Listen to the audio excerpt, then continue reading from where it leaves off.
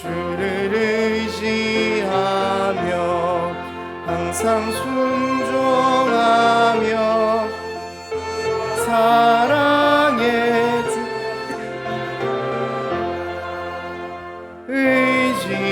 의지하고 순종하는 길은 예수 안에 즐거 1절 한 번 더 찬양하겠습니다. 예수 따라가면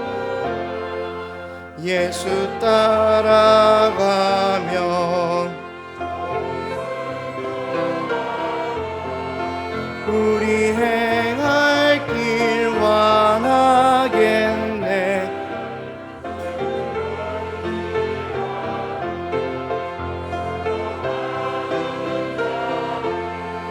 주가 늘 함께 하시리라.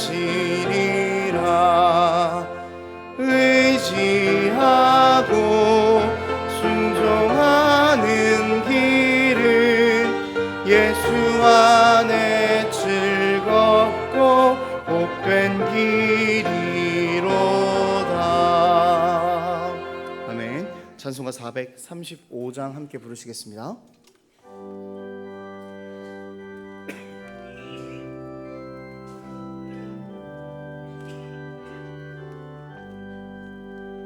나의 영원하신 기여 생명보다 귀하다. 나의 갈 길 다가도록 나와 동행하소서. 주께로 가까이 주께로 갈 길 다가도록 나와 동행하소서. 세상 부귀 안일함과 모든 명예 버리고 험한 길을 가는 동안 나와 동행하소서. 주께로 가까이 주께로 가오니 나의 갈 길 다가도록 나와 동행하소서. 어두운 골짝 지나가며 험한 바다 건너서 전국문에 이르도록 나와 동행하소서. 주께로 가까이 주께로 가오니 나의 갈 길 다가도록 나와도 주께로 가까이 주께로 가까이 주께로 가오니 나의 갈 길 다가도록 나와 동행하소서.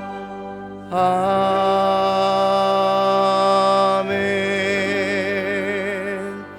우리 다 함께 일어나셔서 두 손을 들고 찬양하며 예배 가운데로 나아가겠습니다.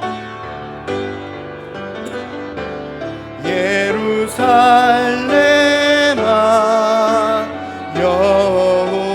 여호와를 찬송할지어다. 내 하나님을 감사함으로 그 앞에 나가며 주 임재 앞에 경배. 예루살렘아 예루살렘아 여호와를 찬송할지어다. 내 감사함으로 그 앞에 나가며 주 임재 앞에 경배해. 우리 한 목소리로 신앙을 고백하겠습니다. 전능하사 천지를 만드신 하나님 아버지를 내가 믿사오며 그 외아들 우리 주 예수 그리스도를 믿사오니 이는 성령으로 잉태하사 동정녀 마리아에게 나시고 본디오 빌라도에게 고난을 받으사 십자가에 못 박혀 죽으시고 장사한 지 사흘 만에 죽은 자 가운데서 다시 살아나시며 하늘에 오르사 전능하신 하나님 우편에 앉아 계시다가 저리로서 산자와 죽은 자를 심판하러 오시리라. 성령을 믿사오며 거룩한 공회와 성도가 서로 교통하는 것과 죄를 사하여 주시는 것과 몸이 다시 사는 것과 영원히 사는 것을 믿사옵나이다. 아멘. 우리 자리에 앉으셔서 찬송가 199장 함께 부르시겠습니다.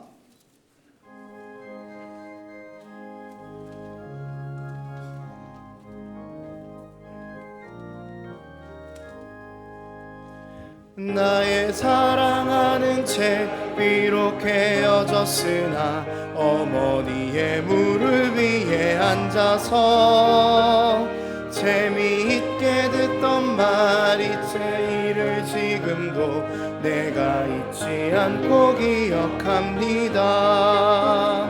귀하고 귀하다 우리 어머니가 들려주시던 재미있게 듣던 말이 책 중에 있으니 이 성경 심히 사랑합니다. 옛날 용맹스럽던 다니엘의 경험과 유대 임금 다윗 왕의 역사와 주의 선지 엘리야 바람 타고 하늘에 올라가던 이를 기억합니다. 귀하고 귀하다 우리 어머니가 들려주시던 재미있게 듣던 말 이 책 중에 있으니 이 성경 심히 사랑합니다. 예수 세상 계실 때 많은 고난 당하고 십자가에 달려 죽임 당하니 어머니가 읽으며 눈물 많이 흘린 것 지금까지 내가 기억합니다.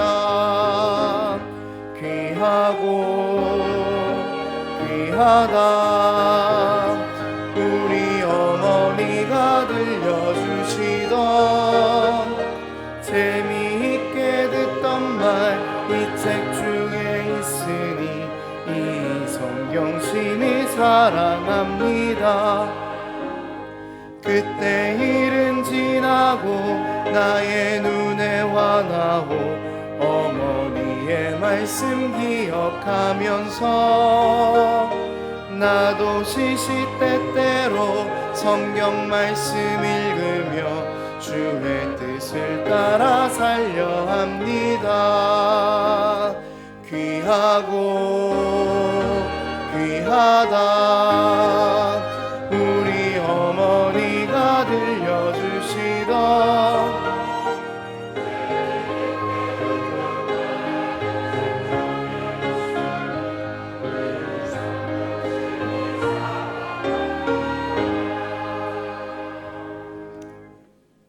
생명의 주가 되시는 하나님 아버지, 우리를 사랑하사 거룩하고 복된 성의를 허락해 주셔서 주님 앞에 나와 신령과 진정으로 예배드릴 수 있는 복을 주시니 진실로 고맙고 감사함을 드립니다. 이 예배가 하나님께는 큰 영광이 되고 모인 저희들에게는 은혜와 복이 되게 하옵소서. 지난 5월을 가정의 달로 지키게 하시며 하나님 은혜 가운데 복된 가정을 이루게 하심도 감사거니와 이제는 보훈의 달 6월을 맞게 되어 선조들이 나라 사랑의 마음을 본받아 우리도 지켜나가게 하옵소서. 특별히 6월 3일은 이 나라 최고의 지도자 대통령을 선출하는 날입니다. 바라기는 진정으로 나라와 민족을 사랑하고 나라의 미래를 위하여 생각하는 지도자, 곧 하나님을 두려워하는 거짓없는 진실한 지도자가 되게 하여 주시옵소서. 오늘은 특별히 성례주일로 지킵니다. 성찬에 참여하는 온 성도들이 주님이 거룩한 성품을 닮아 온유하고 겸손한 마음으로 주님을 섬기며 세상을 섬기게 하옵소서. 실록이 우거진 계절 거리는 땅에 아름다운 꽃과 열매가 맺힘같이 성령의 풍성한 열매를 맺기를 원합니다. 믿음의 뿌리가 튼튼해질 수 있도록 풍성한 말씀을 주시옵소서. 또한 양육 2, 4단계 과정과 그리스도의 강한 용사 교육을 통해서 교회의 신실한 일꾼들이 많이 세워지게 하옵소서. 따라서 기독교 학교와 주일학교를 통해서 은혜의 동산교회의 일꾼은 물론이거니와 이 나라를 위한 많은 일꾼들이 세워지길 소망하오니 가르치는 모든 이에게 성령의 충만함을 베풀어 주시옵소서. 오늘 단위에 세우신 이교원 담임 목사님을 통하여 주시는 말씀이 우리의 믿음을 더하게 하시며 참된 위로와 권면과 축복의 말씀이 되게 하여 주시고 받은 바 축복의 은혜를 이적과 사회에 복음과 함께 흘러보내게 하옵소서. 오늘의 예배를 위해 세움받은 그리스도 찬양대 오케스트라를 축복하여 주시되 안내와 차량관리, 식당봉사 그 외에 보이지 않는 곳에서 섬김을 다하는 성도들에게 은혜를 베풀어 주시옵소서. 또한 육신의 질고나 부득이한 사정으로 예배에 참여하지 못한 성도들에게 긍휼과 은혜를 베풀어 주시기를 바라며 우리를 사랑하시되 복주기를 기뻐하시는 예수님의 이름으로 온전히 기도합나이다. 아멘.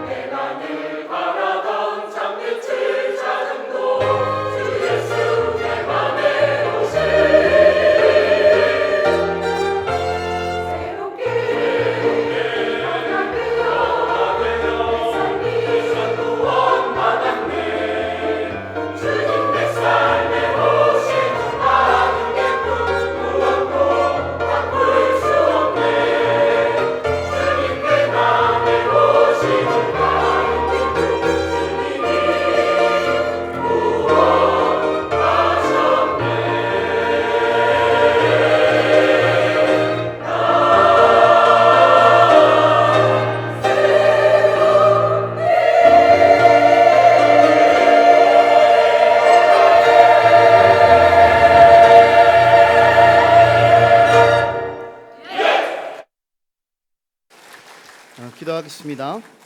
그런즉 누구든지 그리스도 안에 있으면 새로운 피조물이라 이전 것은 지났으니 보라 새 것이 되었도다. 하나님, 이전에 우리의 모습들을 다 버리고 주님만을 바라볼 수 있도록 우리를 위해 십자가에서 죽으신 그 사랑에 감사합니다. 하나님, 그 사랑 때문에 우리가 오늘도 살아가고 있음을 고백하면서 이 예물을 드렸습니다. 하나님, 우리 삶의 일부를 드렸지만 전부인 것처럼 주님 앞에 올려드렸으니 하나님, 우리의 삶을 받아 주시옵소서. 이 예물을 기쁘게 받아 주시고 이 예물 드린 모든 손길들 가운데 하나님 나라를 꿈꾸며 살아갈 수 있도록 주님께서 은혜를 더하여 주시옵소서. 주님만이 우리의 주인이심을 고백합니다. 감사드리며 예수 그리스도의 이름으로 기도합니다. 아멘.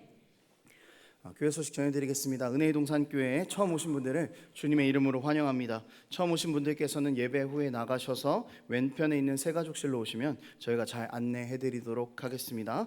오늘 예배 시에는 성찬식이 진행이 됩니다. 환경주간 친환경 제품을 판매하고 있습니다. 예배 후에 2층, 3층 로비에서 구매하실 수 있습니다. 수익금은 전액 주일학교 여름 사역을 위해서 후원하게 됩니다. 2025년 여름 국내 단기 선교를 준비 중에 있습니다. 6월 20일, 21일 양일간 진행하면서 또 가스펠 센터 천치 건축 마무리와 전도 예배의 프로그램으로 구성됩니다. 많은 관심과 기도 부탁드리겠습니다. 은하수 기도회가 6월 7일 토요일 5시 30분에 진행됩니다. 초등 1부를 위해서 특별히 집중적으로 기도하는 시간입니다.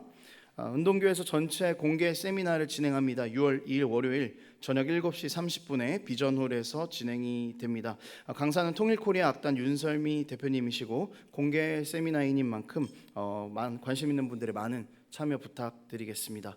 열린다락 등산 모임이 시작됩니다. 다음 주 주일 3시 늘푸른 교실에서 첫 모임이 진행됩니다. 문의는 윤여진 집사님께 해주시면 되겠습니다. 임명 광고입니다. 별빛마을 부지역장에 오화영 집사님을 임명합니다. 부순장 임명은 인원이 많은 관계로 서면으로 대체하도록 하겠습니다. 또한 비전홀 3층 로비에 보시면은 다락별 순장, 부순장 명단이 게시되어 있으니 꼭 확인해 주시기를 바랍니다.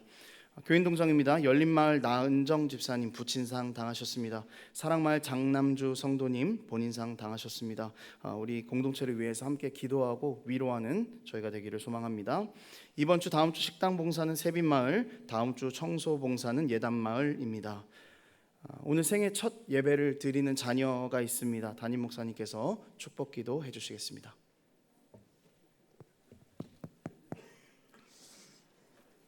앞으로 나오세요. 우리 이항준 유수민 성도님 가정에 하나님이 유언이 예쁜 딸을 하나님께 선물로 주셨습니다. 일단 얼굴을 한번 와, 네, 우리 같이 한번 박수 한번 주세요. 예, 같이 한번 기도하겠습니다.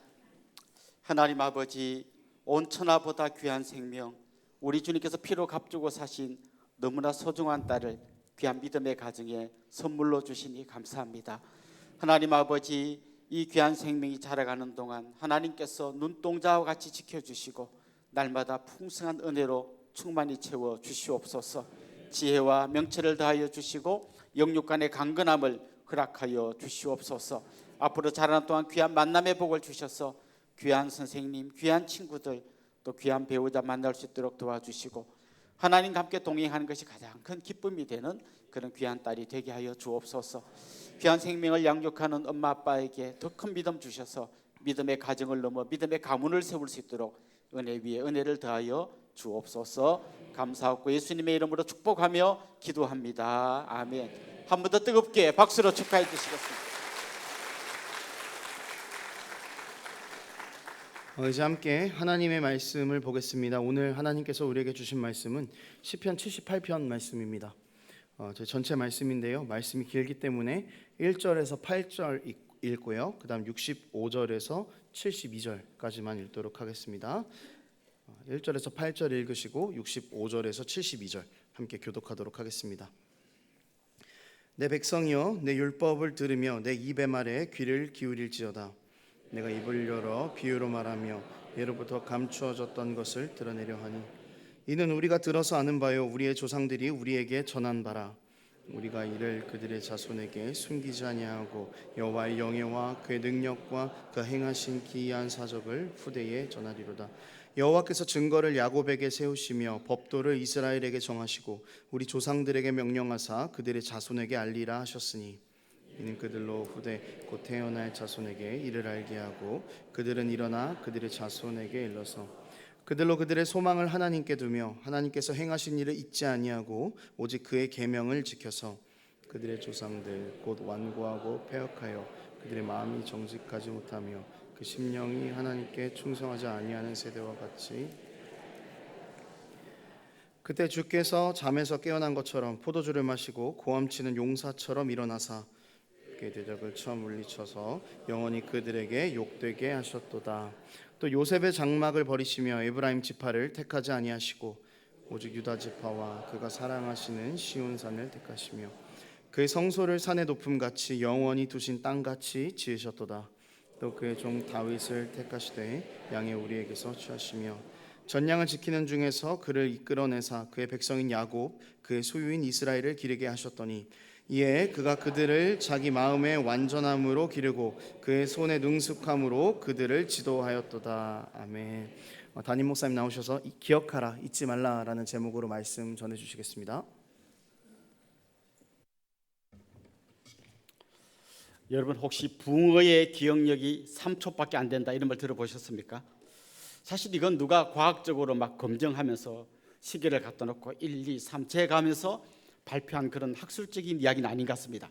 흔히 낚시를 해보신 분들의 입에서 이런 이야기가 많이 나옵니다. 아마 여러분 중에서도 낚시 해보신 분이 계실 텐데요. 요즘은 이렇게 바늘 하나에 지렁이를 끼워서 낚시하는 옛날 방식 대신에 바늘 여러 개를 떡밥으로 뭉쳐가지고 이렇게 두면 그 떡밥 먹다가 물고기가 입에도 걸리고 몸에도 걸리고 막 그러면서 잡히게 됩니다. 근데 어떤 일이 있나 하면요, 물고기를 딱 잡고 보니까 옆구리에 낚시 바늘에 걸렸다가 도망가면서 생긴 상처가 있는 물고기가 잡혀요.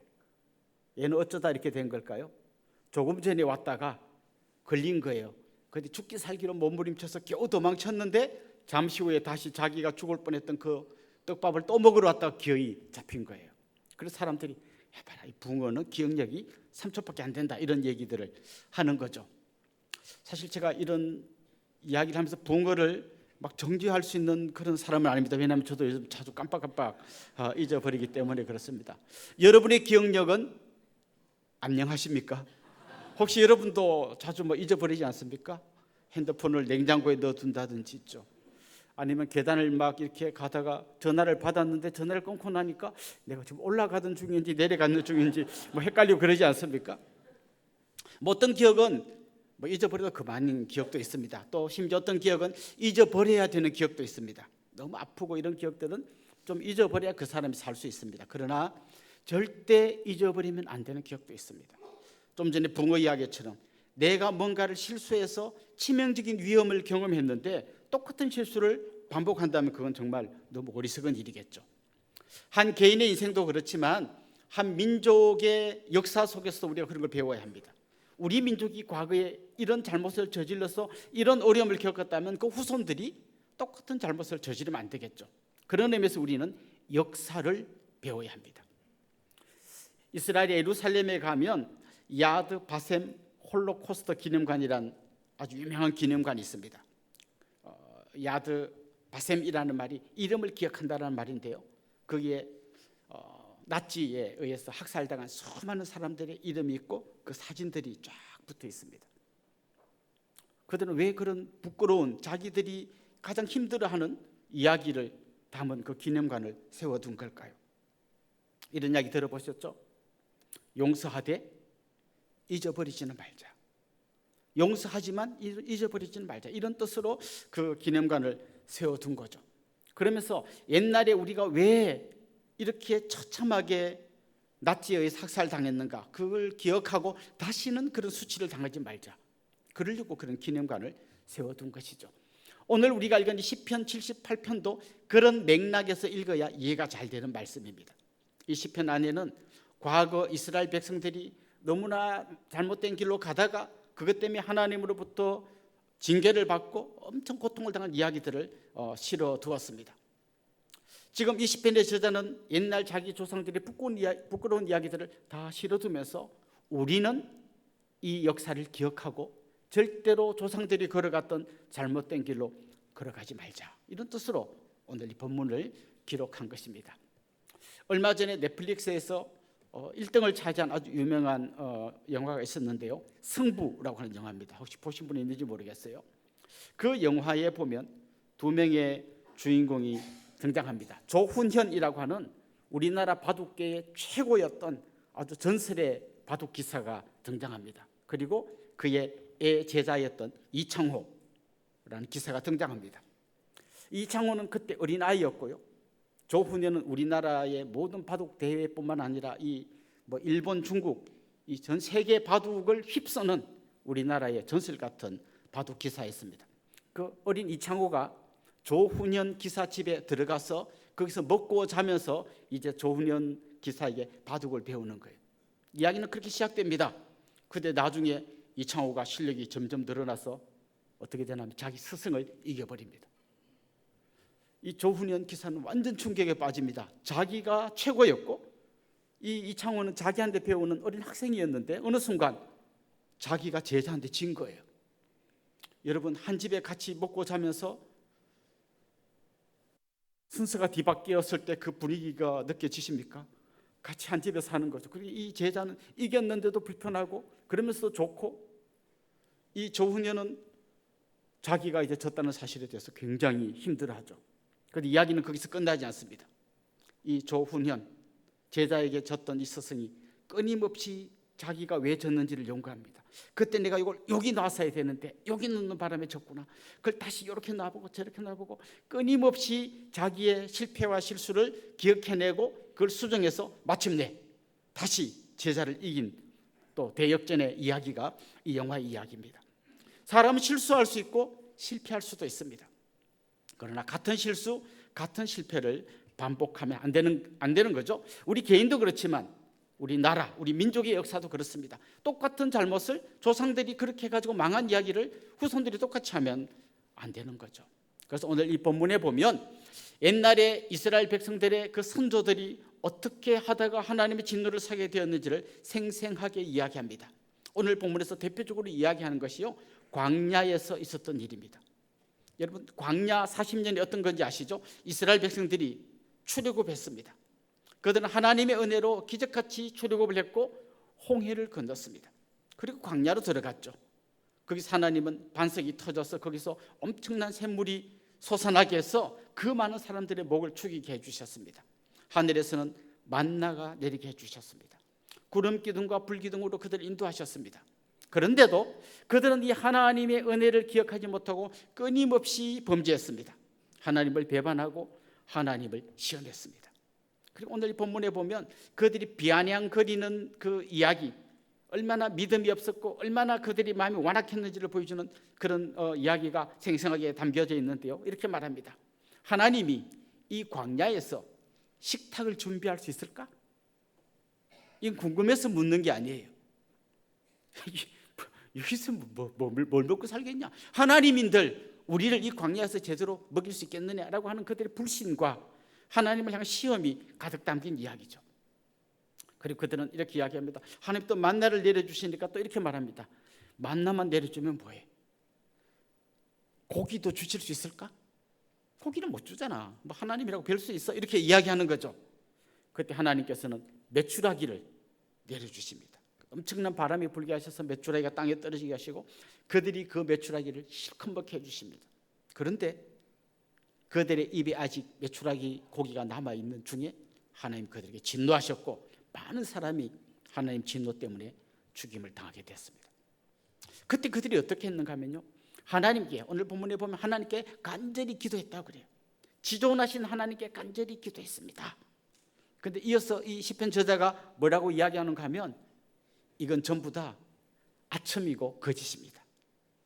막 급하니까 당장 욕을 피하려고 하나님께 살려주세요 했지만 진짜 그들의 마음이 하나님께로 돌아서고 하나님을 진짜 섬기기 위해서 그렇게 기도한 건 아니라는 거예요. 우선의 위기를 모면하고자 하나님 제발 살려주세요 해서 살려주면 어떻게 됩니까? 또 똑같이 범죄하고 또 잘못하고 그러다 하나님 진노하시면 또 막 싹싹 빌고 그래서 봐주면 또 범죄하고 이걸 계속 반복했던 게 광야에서 그들 조상이 잘못 저질렀던 실수였다는 거죠. 죄였다는 거죠. 왜 그랬을까요? 그들은 왜 계속해서 범죄하고 계속해서 하나님을 시험하고 계속 하나님의 마음을 슬프게 한 걸까요? 오늘 본문에서 시편 저자는 가장 중요한 이유가 뭔가 하면 은혜를 기억하지 못했기 때문이다 라고 말합니다. 그들이 잘못한 거 그게 진짜 문제이고 그것 때문에 벌받고 그러는 것 같지만 진짜 문제의 뿌리를 찾아 들어가면 그들이 진짜 잊어버리면 안 되는 거, 기억해야만 하는 것을 잊어버렸다는 거예요. 그게 뭡니까? 그들이 하나님의 은혜로 여기까지 왔다는 걸 잊어버린 거죠. 그래서 오늘 본문에 보면 하나님께서 그들에게 얼마나 큰 은혜를 베푸셨는지를 역사 속에서 발굴해내서 조목조목 이야기합니다. 제일 먼저 이야기하는 그거예요. 그들이 어떻게 애굽에서 빠져나오게 됐는가 이거예요. 그들은 노예였습니다. 그들에게는 뭐 칼 한 자루도 없는, 시키면 일해야 되고 말 안 들으면 채찍에 맞아야 되고 일 열심히 하면 겨우 밥 한 그릇 겨우 얻어먹는 노예였어요. 노예가 할 수 있는 건 아무것도 없습니다. 그런데 그들이 어떻게 출애굽하게 됐나요? 여러분이 잘 아시는 대로 하나님께서 10가지 재앙을 내리셨습니다. 나일강이 피로 변했습니다. 개구리가 튀어나와서 온 애굽에 막 어디고 문 여는 데마다 개구리가 뛰어다니게 만들었습니다. 그 개구리가 죽어서 썩은 냄새가 그냥 천지진동했습니다. 무슨 뭐 새파리가 생기고 이가 생기고 온갖 어려움들이 그들에게 닥쳤을 때 그 완악하고 절대 물러서지 않을 것 같은 바로가 결국은 서서히 항복하게 됩니다. 그리고 마침내 마지막 심판이 뭐였습니까? 장자가 죽는 엄청난 심판이 당했죠. 사실 이 이야기들은 그 고난 한 가지 한 가지 재앙이 그들에게 엄청나게 힘든 이야기이기도 했지만 우리가 생각했던 것보다 애굽 사람들은 훨씬 더 고통스러워하고 혼란스러워했습니다. 왜냐하면 그 10가지 재앙에 등장하는 것들이 전부 다 그들이 섬기던 신이었어요. 나일강이 피로 변했다. 그래서 우리는 물을 못 먹고 막 시뻘겋고 징그러워 이 정도 생각하겠지만 그들이 생각할 때는 나일강의 신이 죽은 거예요. 개구리가 죽어서 막 썩은 냄새를 풍기면서 막 널브러져 있을 때 그들이 충격에 빠진 건 뭐예요? 자기들이 섬기던 그 개구리 신이 죽은 거예요. 거기에 등장하는 신들이 다 하나하나 죽어나갑니다. 9번째 재앙이 뭡니까? 이 지금 재앙의 강도가 점점 심해지는데요. 9번째 재앙이 뭔가 하면 어둠이, 빛이 없어진 거예요. 그럼 우리는 뭐 잘됐다 컴컴하면 그냥 자면 되지 뭐 이렇게 생각할지 모르겠어요. 근데 이들이 생각할 때는 그들이 생각하던 가장 위대한 신이 태양신이 죽은 거예요. 그러니까 이들은 완전히 지금 패닉 상태에 빠진 거죠. 그러다가 마침내 어떻게 됩니까? 10번째 재앙, 각 가정의 장자들이 다 죽어 나자빠진 거죠. 결국 10번째 재앙을 겪은 다음에 바로가 두 손 두 발 다 들고 애굽에서 나가라고 합니다. 여러분 한번 질문해 보십시오. 출애굽하는 동안 하나님께서 하신 일과 그 이스라엘 백성이 한 일이 몇 프로씩입니까? 하나님이 절반하고 이스라엘 백성들이 50% 했습니까? 아니에요. 그들이 한 건 아무것도 없었어요. 한 게 아무것도 없었던 게 아니라 할 수 있는 게 아무것도 없었어요. 그냥 그들은 하나님의 은혜로 1부터 100까지 전부 다 하나님의 은혜로 출애굽하게 된 거예요. 그리고 첫 번째 맞닥뜨린 위기가 뭡니까? 홍해입니다. 앞에는 홍해가 가로막고 뒤에서는 애국 군대가 쫓아오고 그들이 또 패닉 상태에 빠져서 하나님께 울부짖고 제발 살려주세요 할 때 어떤 일이 일어났습니까? 홍해가 갈라졌습니다. 세계 최강 애국 군대가 홍해에 다 빠져 죽고 그들은 무사히 홍해를 건넜습니다. 그들이 한 일은 뭡니까? 그냥 건너간 거예요. 그들이 막 물을 퍼낸 적도 없고 물이 무너지지 않게 벽을 막은 적도 없어요. 하나님이 다 길을 내주셨고 그들은 하나님의 은혜로 홍해를 건넌 거예요. 건너서 광야로 들어갔습니다. 어떤 일이 일어났습니까? 앞에서 말씀드린 대로 하나님 구름 기둥 불기둥으로 만나와 메추라기로 끊임없이 그들을 지키시고 이끌어 주셨습니다. 그리고 마침내 그들이 꿈꾸던 가나안 땅에 들어갔습니다. 가나안에 있는 7 족속을 다 물리치게 하시고 그 땅에 정착해서 살게 해주셨습니다. 출애굽에서 가나안까지 오는 이 긴 기간 동안 그들이 했던 건 아무것도 없어요. 그냥 하나님께서 그들로 하여금 그 모든 어려움을 이겨내고 마침내 가나안 땅까지 들어갈 수 있도록 인도해 주셨습니다. 자, 그렇다면 이렇게 하나님께서 이렇게 해주신 그 놀라운 은혜를 경험한 그들의 반응은 뭐였을까요? 56절, 57절 한번 같이 읽어보겠습니다. 그러나 그들은 지존하신 하나님을 시험하고 반항하여 그의 명령을 지키지 아니하며 그들의 조상들 같이 배반하고 거짓을 행하여 속이는 활같이 빗나갔어. 방금 읽은 이 본문을 시작하는 첫 단어가 그러나예요.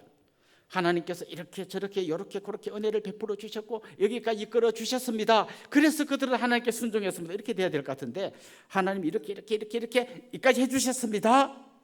그러나 그들은 하나님을 계속 시험하고 하나님을 배반했습니다.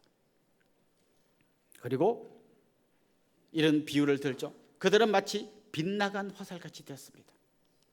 시니까 어떤 시적인 이미지를 떠올려 보십시오. 화살을 쏘았는데 빗나가는 거죠. 사실 원래 그 헬라어의 죄라고 하는 단어가 화살이 빗나가서 관익을 벗어났다, 이게 죄라는 단어의 의미예요. 그러니까 지금 이들이 경험하고 있는 이 행동들, 그들이 보여주고 있는 이 모든 행동들은 하나님께서 그들에게 베푸신 은혜를 잊어버렸기 때문에 생긴 일이라는 거예요. 그래서 우리가 죄를 생각할 때요, 뭘 잘못했습니다, 누구를 미워했습니다, 마음에 나쁜 생각품, 이 전부 잘못된 거죠. 그런데 진짜 이 죄의 뿌리가 뭔지를 알아야 됩니다. 그게 뭐라고요? 은혜를 잊어버린 것이라는 거죠. 그 은혜를 기억한다면 그렇게 살 수 없는데 은혜를 잊어버릴 때 그들은 계속해서 그런 죄를 반복한다는 겁니다. 자, 그래서 오늘 본문은 역사를 기억하라고 말합니다. 그 조상들이 잘못한 그 역사들을 기억하고 다시는 그런 실수, 그런 죄에 빠지지 말라고 이야기합니다. 그런데 여러분이 참 어려운 얘기를 하자면요, 역사를 기억하라라고 하는 말은 다 누구나 공감할 거예요. 그런데 역사를 보는 관점이 더 중요합니다. 이걸 흔히 역사를 보는 관점, 줄여서 사관이라고 그러는 사관. 똑같은 역사인데 보는 관점에 따라서 전혀 다른 이야기를 하는 거예요. 예를 들어서 여러분의 아들이 친구하고 싸워가지고 친구 코피를 터뜨렸어요. 자, 이런 일이 생겼습니다. 부모님들이 어떤 마음을 가질까요? 어떤 부모는 이렇게 생각해요. 왜 그랬어? 너 왜 친구를 때려? 말로 하지 막 하고 그 아들이 절대 하면 안 되는 행동을 했다고 막 나무랍니다. 그런데 어떤 부모는 이렇게 생각해요. 그래서 맞고 다니는 것보다 낫다. 여러분, 굉장히 중요합니다. 똑같은 사건이에요. 어떤 아이가 친구를 코피를 터뜨렸어요. 그런데 보는 관점은 달라요. 맞는 것보단 잘했다, 절대 해서는 안 된 짓을 했다. 두 가지 관점이 생기는 거죠. 역사를 볼 때도 마찬가지예요. 어떤 역사가 있는데 이게 어떤 역사인가를 이 사람은 이렇게 말하고 저 사람은 저렇게 말해요. 역사를 기억하는 것도 중요하지만 어떤 관점으로 역사를 바라보는 것가 더 중요합니다. 그렇다면 무엇이 잘된 역사고 무엇이 잘못된 역사인지는 어떻게 합니까? 그 기준이 되는 것이 하나님의 말씀이에요. 말씀대로 산 건 잘된 역사고 말씀대로 못 산 게 잘못된 역사인 거죠. 그래서 오늘 보면 1절 2절에서 이렇게 말합니다. 우리 같이 한번 읽어볼까요? 내 백성이여 내 율법을 들으며 내 입의 말에 귀를 기울일지어다.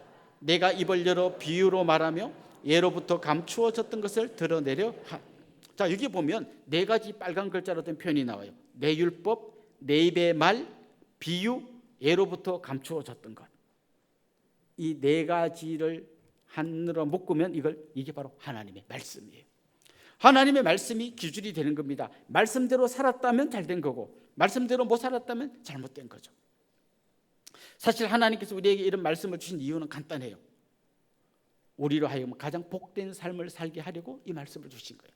뭔가 막 많이 만들어서 꼼짝 못하게 하고 우리를 힘들게 하려고 이 말씀을 주신 게 아니라 가장 복된 삶을 살게 하려고 말씀을 주신 거예요.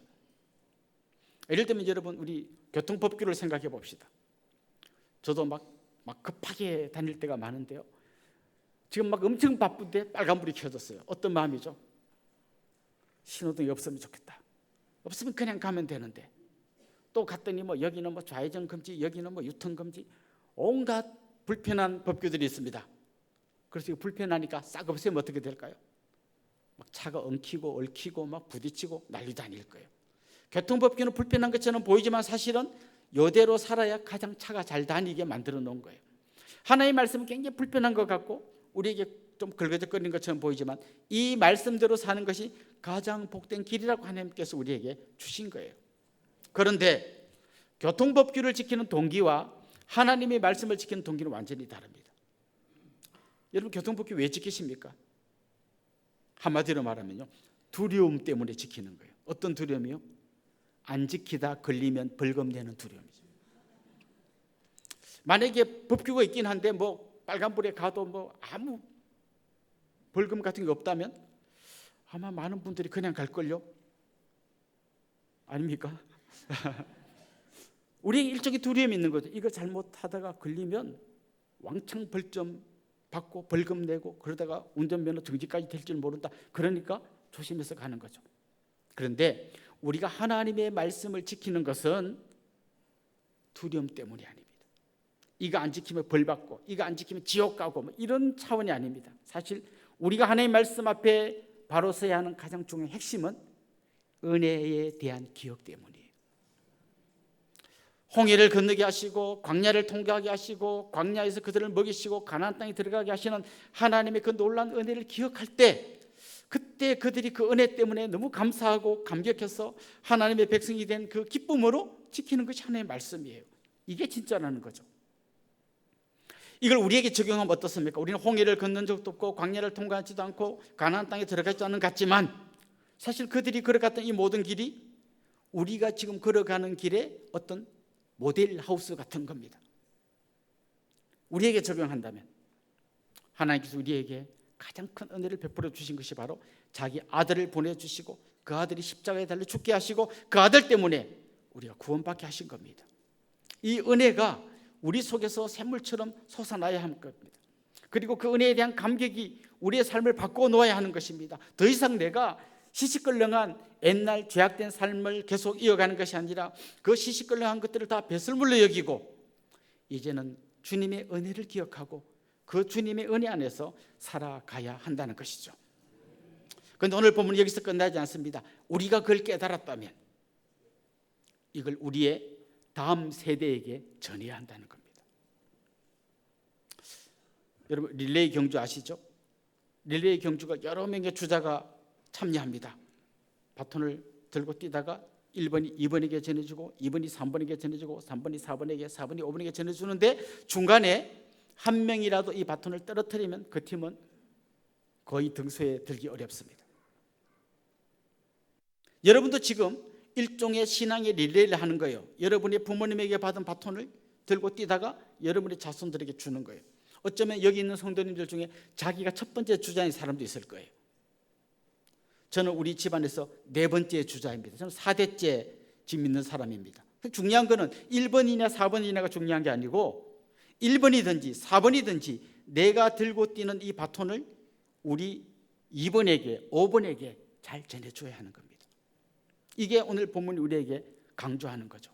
그러니까 오늘 본문은 기억하라라고 말하는데 뭘 기억해서 이 바톤이 이어지게 해야 하는가 하면 옛날에 잘못 살다가 쫄딱 망한 것도 기억해야 되지만 그것보다 더 중요한 거, 그 전에 하나님의 은혜를 기억해야 한다는 거죠. 그래서 우리 자녀들에게 계속해서 강조돼야 하는 게 뭔가 하면 우리가 얼마나 큰 은혜를 입었는지가 강조돼야 하는 거죠. 잘못하면 너 거짓말하면 지옥 간다. 성경적이지도 않고 거짓말에 지옥 가면 전원이 다 지옥 가야 돼. 그때 엄마는 그렇게 하겠죠. 너 거짓말하면 지옥 간다. 그리고 막 공포감을 조성해서 두려움 때문에 뭘 하게 하려고 하는데요. 두려움 때문에 뭘 하는 것도 약간의 효과는 있어요. 그런데 여러분 아시잖아요. 과속으로 달려가다가 카메라가 있으면 두려움 때문에 속도를 줄이지만 통과하자마자 갑자기 속도를 높이잖아요. 두려움이 주는 한계예요. 그런데 은혜의 감격으로 순종하는 사람 그렇게 하지 않습니다. 누가 보든지 안 보든지 나의 은혜 베푸신 그 하나님의 은혜, 십자가에서 나를 위해 죽으신 그리스도의 은혜를 생각하는 사람은 누가 보든지 안 보든지 두려움 때문에 하는 게 아니라 그 은혜의 감격으로 살아가는 거죠. 그래서 우리 자녀들에게 전달해야 될 가장 중요한 바톤은 두려움이 아니라 은혜라는 것이죠. 이게 하나님의 방법이죠. 그런데 오늘 본문은 계속해서 하나님이 그렇게 은혜를 베풀고 기다려 주시는데 또 실패하고 또 실패하고 또 실패한 이야기로 가득 차 있습니다. 그러다가 오늘 우리가 좀 건너뛰어서 두 번째 읽은 이 본문에 보면 갑자기 본문의 분위기가 확 바뀝니다. 67절은 이렇게 되어 있어요. 또 요셉의 장막을 버리시며 에브라임 지파를 택하지 아니하시고, 이건 뭔가 하면 한마디로 실패했다는 거죠. 요셉이 어떤 지파인가 하면 이스라엘 12지파 중에 가장 강력한 지파예요. 가장 크고 힘 있는 지파였어요. 워낙 커가지고 너무 크기 때문에 이 지파를 둘로 나눴어요. 에브라임 지파와 므낫세 지파로 나눴어요. 나눴는데도 에브라임 지파가 가장 강력한 지파였어요. 그런데 그 요셉 지파, 에브라임 지파, 그들이 강력한 지파들이 앞장서서 열심히 하나님 섬긴다고 했는데 그들의 모든 인생, 그들의 모든 삶은 다 실패로 끝났다라는 게 67절의 말씀이에요. 그런데 그 다음 이어지는 68절에서 72절 말씀은 뭔가 하면, 그래서 하나님은 전혀 새로운 생각을 하셨다는 거죠. 우리 같이 한번 읽어보겠습니다. 오직 유다 지파와 그가 사랑하시는 시온산을 택하시며 그의 성소를 산의 높음같이 영원히 두신 땅같이 지으셨도다. 또 그의 종 다윗을 택하시되 양의 우리에서 취하시며 전양을 지키는 중에서 그를 이끌어내사 그의 백성인 야곱, 그의 소유인 이스라엘을 기르게 하셨더니 이에 그가 그들을 자기 마음의 완전함으로 기르고 그의 손의 능숙함으로 그들을 지도하였다. 자, 여기 보면요, 하나님께서 이스라엘 백성을 계속 기다려주시고 은혜를 베푸실 때 그들이 조금 잘하는 것 같다가 또 넘어지고, 타는 것 같다가 또 넘어지고 실패한 역사를 계속해서 결국 제일 앞장섰던 요셉 지파가 앞장서서 열심히 뭔가를 했지만 실패했다는 거예요. 그걸로 끝난 게 아니라, 그래서 하나님은 실패한 요셉 지파 대신에 유다 지파를 택하셨다는 거예요. 그리고 그 유다 지파 중에서 특별히 다윗을 택해가지고 왕으로 세웠다는 거예요. 그리고 그 다윗이 하나님의 뜻을 받들어서 아름답고 흔들리지 않는 나라를 세우게 될 거라고 지금 말씀하고 있는 거예요. 근데 우리 약간 고개를 갸웃거립니다. 다윗 때는 잘했는데 그 후대인 내려가면 결국 나라가 망하잖아요. 그러면 하나님의 새로운 계획도 실패했는가? 여러분 이미 잘 알고 계십니다. 하나님께서는 이 다윗의 후손인 예수 그리스도를 통해서 새로운 나라를 세우셨고, 영원히 흔들리지 않고 영원히 무너지지 않는 놀라운 일을 하나님이 시작하셨고 마침내 이루신 거예요. 그리고 우리를 어떤 존재로 만드셨습니까? 그 하나님 나라의 백성으로 불러주신 겁니다. 사실 우리도 오늘 말씀을 들으면서 맞아, 기억하고 절대 실수하지 않고 넘어지지 않고 내 모든 이 그 잘 배운 걸 갖고 우리 후손에게 전해야지 하는데, 분명히 지금은 그렇게 다 결심인데 나가면 또 무너지고 또 무너지고, 그러다 보면 우리도 또 비슷하게 이스라엘 백성같이 될 거 아니에요. 근데 하나님께서 더 이상 그렇게 되지 않도록 다윗의 후손인 예수 그리스도께서 우리의 모든 약함과 우리의 모든 죄를 다 뒤집어 쓰시고 십자가에서 죽으셨고, 대신에 우리에게 흔들리지 않는 놀라운 구원의 은혜를 주신 겁니다. 그래서 이제 우리는 어떻게 사는 겁니까? 그 은혜의 감격, 주님께서 내게 베풀어 주신 말할 수 없는 그 은혜에 감격해서 하루하루 기쁨의 삶을 살아가는 거죠. 그래서 이제 우리는 우리의 약함 때문에 넘어짐을 걱정하는 것이 아니라, 우리를 대신해서 모든 구원 사역을 이루신 예수 그리스도의 은혜를 기억하고 그 주님이 보내주신 성령님과 함께 하나님의 백성으로 든든히 서서 달려갈 수 있게 됐다는 거죠. 저는 여러분이 바로 이 믿음을 여러분의 후손에게 물려주기를 원합니다. 그래서 지옥의 두려움으로 아이들을 믿게 하는 게 아니라 십자가의 은혜로 우리 자녀들이 이 믿음을 계승해 갈 수 있는 그런 귀한 역사가 여러분의 가정에, 우리 교회 가운데, 또 우리 운동 어린이집 학생들 가운데 계속해서 일어날 수 있기를 주님의 이름으로 축원합니다. 이제 제가 기도하고 성찬식을 거행할 텐데요, 우리 성찬위원들은 앞으로 다 나와 주시기 바랍니다. 기도하겠습니다. 하나님 아버지, 우리의 약함을 주님 앞에 고백합니다. 결심하고 뭔가 해보려고 몸부림치지만 우리 힘으로 되지 않음을 주님 앞에 고백합니다. 그래서 이제 주님께서 완성하신 구원의 역사를 붙들고 그 주님의 백성으로 살아가며 은혜의 감격으로 한 걸음 한 걸음 걸어가기를 소망합니다. 이 믿음이 우리에게서 우리 자녀들에게로 계속해서 전해줄 수 있기를 간절히 소망합니다. 사랑하는 주님의 백성들 한 사람 한 사람, 한 가정 한 가정을 붙들어 주시고 우리 교회를 붙들어 주셔서 우리 다음 세대들도 이 은혜의 감격으로 계속 믿음 생활하는 그런 역사가 계속될 수 있도록 도와주시옵소서. 감사하고 예수님의 이름으로 기도드리옵나이다. 아멘. 이제 성찬식을 거행할 텐데요, 이 성찬 예식은 예수님께서 세우신 예식입니다.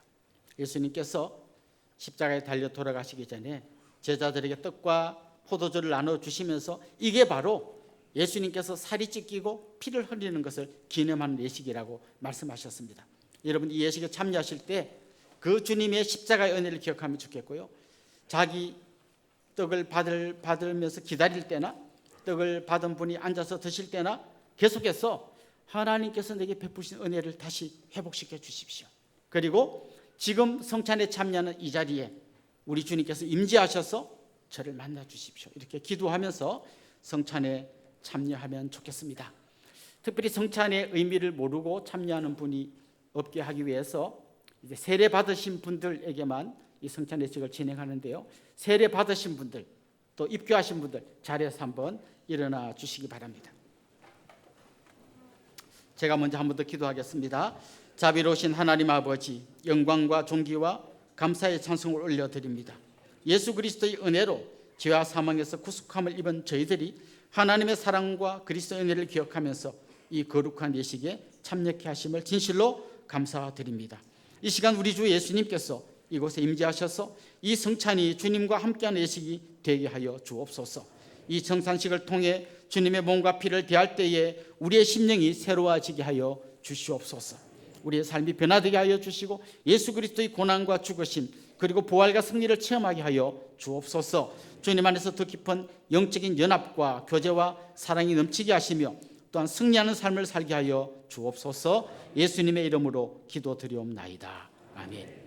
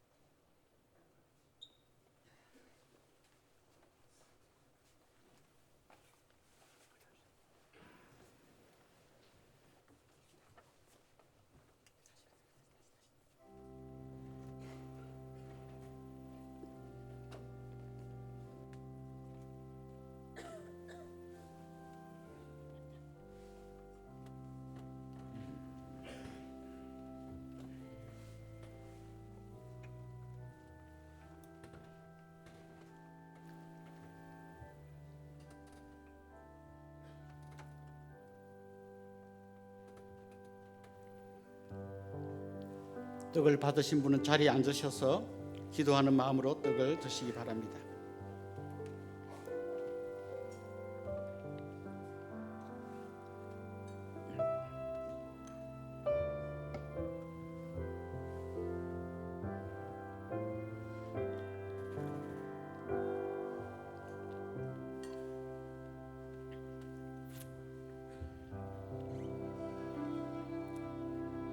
내가 너에게 전한 것은 주께 받은 것이니 곧 주 예수께서 잡히시던 밤에 떡을 가지사 축사하시고 떼어 이르시되 이것은 너희를 위하는 내 몸이니 이것을 행하여 나를 기념하라 하시고 식후에 또한 그와 같이 잔을 가지시고 이르시되 이 잔은 내 피로 세운 새 언약이니 이것을 행하여 마실 때마다 나를 기념하라 하셨으니 너희가 이 떡을 먹으며 이 잔을 마실 때마다 주의 죽으심을 그가 오실 때까지 전하는 것이니라.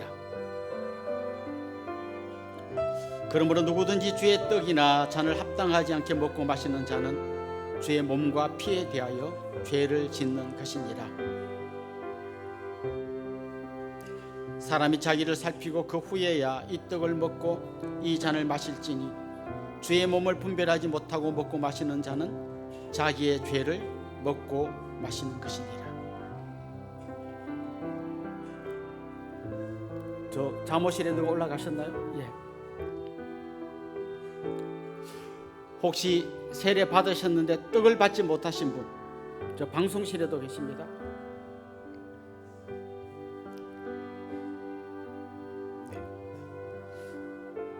떡을 받지 못하신 분 있으면 한번 손을 들어서 표시해 주시기 바랍니다. 저 3층 잠옷실 안쪽에도 한번 좀 들어가 주시기 바랍니다.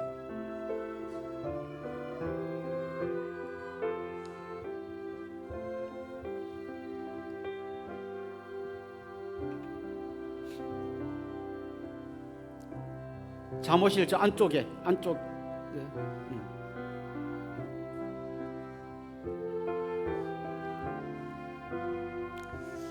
이제 이어서 잔을 받기 위해서 한 번 더 자리에서 일어나겠습니다. 세례 받으신 분, 입교하신 분들 자리에서 일어나시고 잔을 받으시면 자리에 앉으셔서 드시기 바랍니다.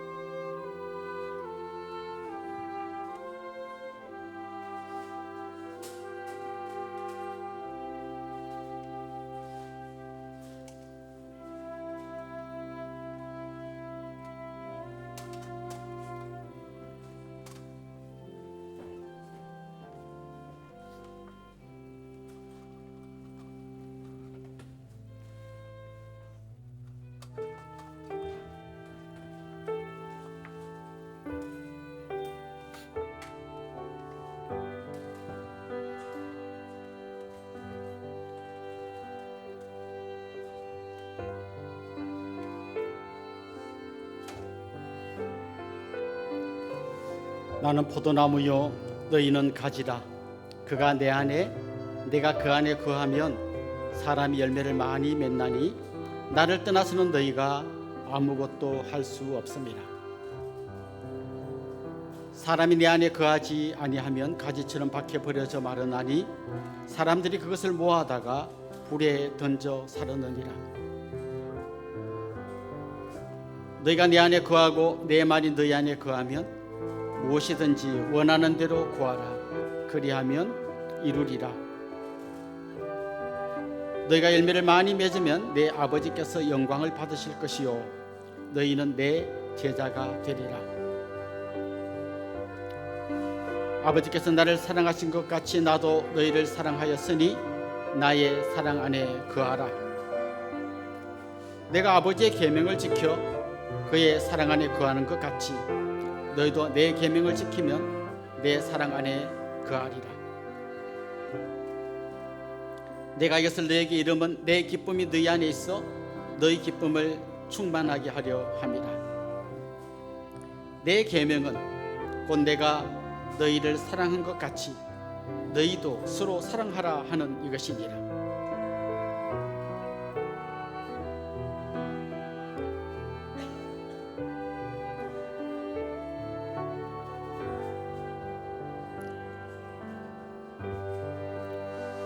예수께서 이르시되 내가 진실로 진실로 너희에게 이르노니 인자의 살을 먹지 아니하고 인자의 피를 마시지 아니하면 너희 속에 생명이 없느니라. 내 살을 먹고 내 피를 마시는 자는 영생을 가졌고 마지막 날에 내가 그를 다시 살리리니 내 살은 참된 양식이요 내 피는 참된 음료로다. 내 살을 먹고 내 피를 마시는 자는 내 안에 거하고 나도 그의 안에 거하나니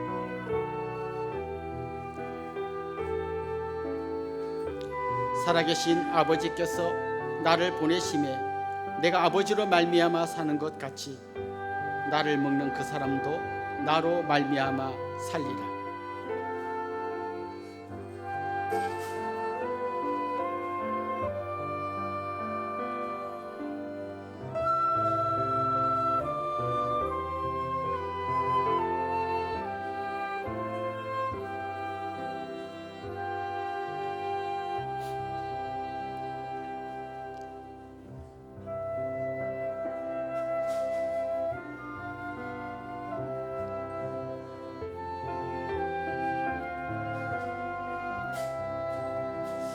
이것은 하늘에서 내려온 떡이니 조상들이 먹고도 죽은 그것과 같지 아니하여 이 떡을 먹는 자는 영원히 살리라.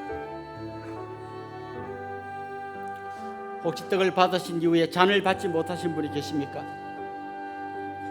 그럼 우리 한 번 더 기도하겠습니다. 하나님 아버지, 주님의 살과 피를 기념하며 성찬 예식에 참여했습니다. 그냥 지나가는 한 번의 예식으로 끝나지 않게 하여 주시고, 주님께서 내 안에 계셔서 늘 나와 동행하는 감격의 삶을 살게 하여 주옵소서. 주님께서 자기의 살을 찢어주시고 피를 흘려주셨던 것처럼 우리도 하나의 미랄이 되어 수많은 사람을 살리는 삶을 살게 하여 주옵소서. 예수님의 이름으로 기도드리옵나이다. 아멘. 이제 저를 잠깐 주목해 주시면 좋겠습니다.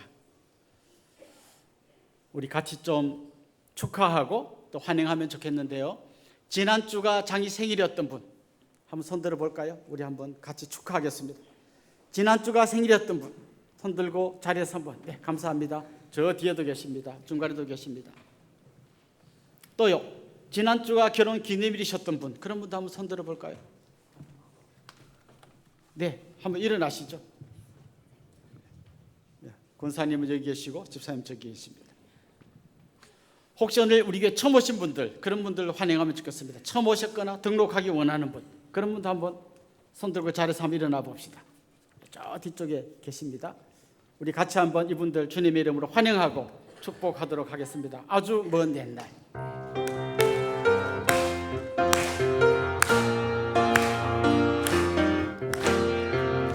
아주 먼 옛날 하늘에서는 당신을 향한 계획이 있었죠. 하나님께서 바라보시고 좋았더라고 말씀하셨네. 이 세상 그 무엇보다 귀하게 너의 손으로 창조하였노라. 내가 너로 인하여 기뻐. 저 위에도 계십니다. 잠옷실에도 계십니다. 내가 너를 사랑하노라. 사랑합니다. 축복합니다.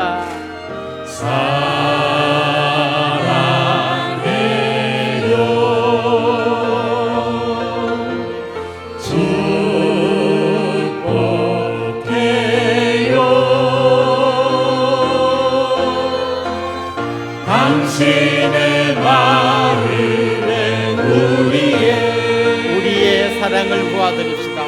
사랑을 드려요. 사랑합니다. 축복합니다. 우리 옆에 있는 분들, 앞뒤 있는 분들에게도 인사합시다. 주님의 이름으로 사랑하고 축복합니다. 이제 우리 자리에 서면 다 일어나겠습니다. 우리는 움직이는 교회 같이 찬양하고 축도 예배를 마치겠습니다. 우리 택하여 빛으로 살게 하신 그 은혜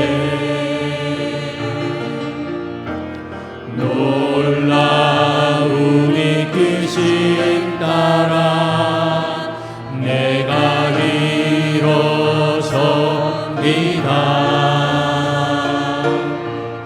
우리를 가득 채우사 부욕해 하신 두 사랑 그 완전하신 열심으로 내가 나아갑니다. 우리는 주의 움직이는 교회 하나님 기뻐하실 향기 되리.